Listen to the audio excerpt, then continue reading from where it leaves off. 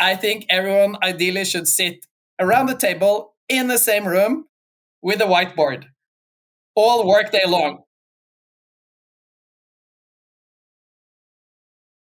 Hi, everybody, and welcome to another episode of 123 Teamwork. Today, I have with me Jannik. Jannik is works in investments in Norway, and really excited to have you here with us, Jannik. Great to see you again. It's been a while. Hey, Jannik, can you give a brief introduction about yourself to our viewers? Wonderful. Nice to see you too, Anna. Sure. So I'm an investment director at Hawk Infinity. We're a small cap PE firm.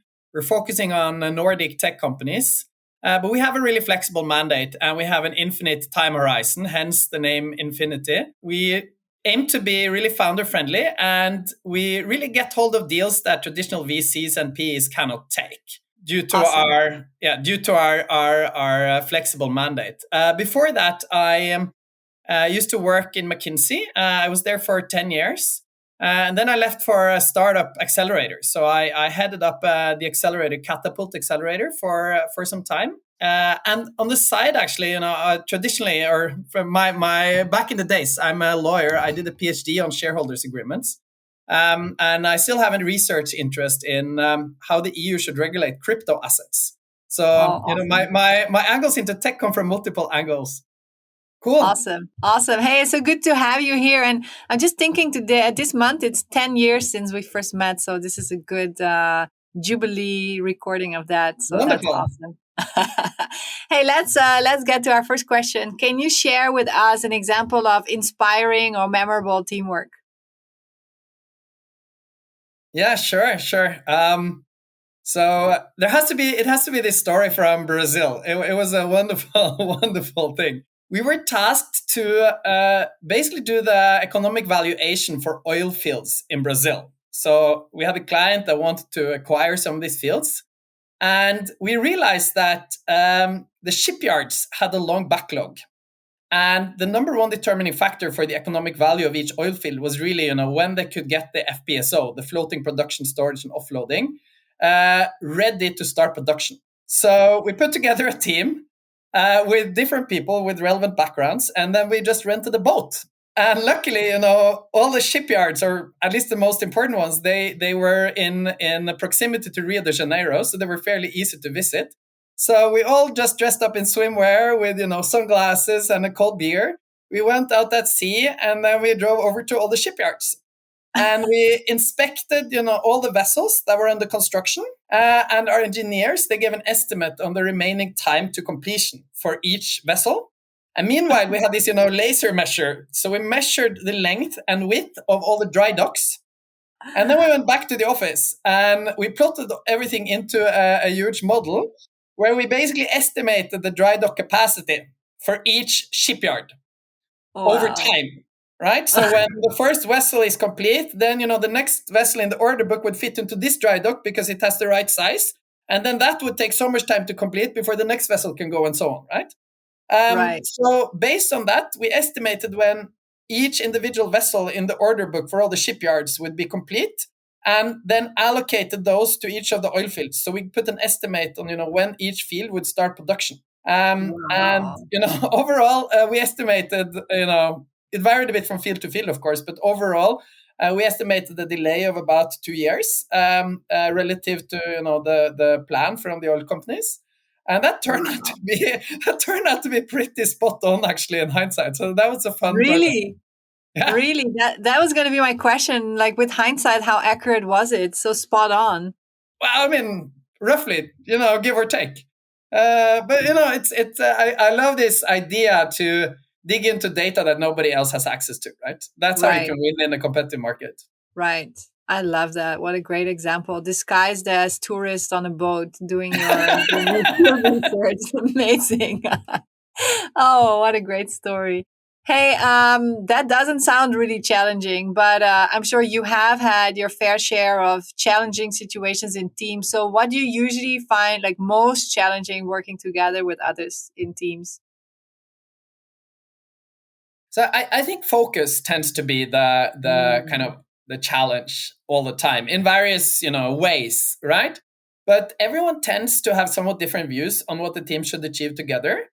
And then people Mm, also have their own agendas typically on top of that, right? So right. focus just tend to spread out. So I think to make teamwork good and effective, I think firstly it requires really clear roles, on the team, and it also requires enough time spent both on upfront before you start, but also along the way on just basically going out for dinner together, talk about what you're trying to achieve, have some senior people come in and talk about how he or she sees the project that you try to achieve together. Just really all the time trying to keep people aligned and focus on the task at hand, because otherwise it just quickly dwindles. Right. Yeah. And having that common focus on the shared goal, and making sure that that is like all aligned and up to date. I like that you say that. That's good. That's a little bit bridge to our third question, which is your secret ingredient to success. Is this your secret ingredient to success, or do you have anything else up your sleeve? Focus, I don't think that's a secret ingredient. It requires a lot of different angles to stay focused, right? So Hmm. but my secret ingredients, I know it sounds a lot like 1998, but physical co-location. I Physical physical co-location. co-location. Yeah, Right. you can do a lot of cool stuff over Zoom or online, different various online channels. And luckily, this has improved a lot. Both we have become more used to it, but also there are a lot more, channels and better channels nowadays to collaborate online. However, Right. in my mind, nothing beats physical co-location. Ideally, the Mm, whole team should be full time co-located, and even worse, I think everyone ideally should sit around the table in the same room with a whiteboard all work day mm, long. That is, mm. I know it sounds harsh, but it does wonders. And if you don't manage to do it, throughout the project every day full time, try to maximize the time the team has in the same room around the table with the whiteboard. Doesn't mean that Right. you need to use the whiteboard all the time. You can, sit with your laptops around that table and work, but the fact that you sit together and can shoot questions around the table and just quickly problem solve stuff when it comes along, instead of having to send an email, set up a meeting, blah blah blah blah blah, that just does wonders. Right. And I think it Right. also, it also enables the clear roles and allocations of tasks, right? You can Mm, work in a shared Google doc, but if you don't have a clear owner and clear task distribution to team members, that just becomes chaos. And right. it's so much easier if people sit together. Mm. So it is a little bit 1998.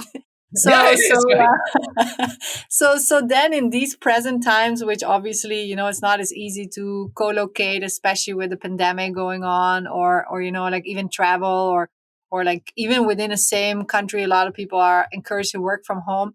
So then what's your thought on, should we all move to virtual reality co-location with like these goggles, and would that help? So I think eventually, when the technology and people are ready for it, I think eventually that will happen. Yes, Mm, at mm, least for high performing teams. I think a lot of people don't take this as serious as I do, but I think high performance teams will do that.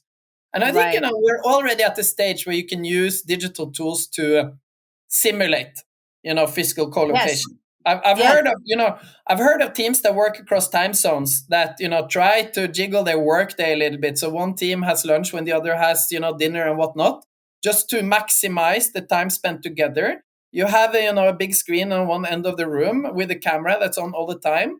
And you have, an online chat going all the time to kind of simulate this effect, right? So Yeah.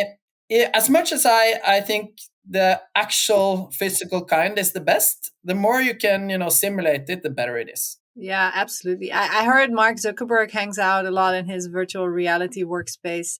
I've been reading some blogs. It's kind of fascinating how real it is. I guess we need to get the Oculus goggles ourselves to try it out, Yannick. We'll do that next time we meet, Anna. Let's do that. Let's be the first video show in virtual reality. Let's do that. Cool. Awesome. Hey, great to have you. Thanks so much for your time, and have a great day. Likewise, Anna. Cheers. Bye.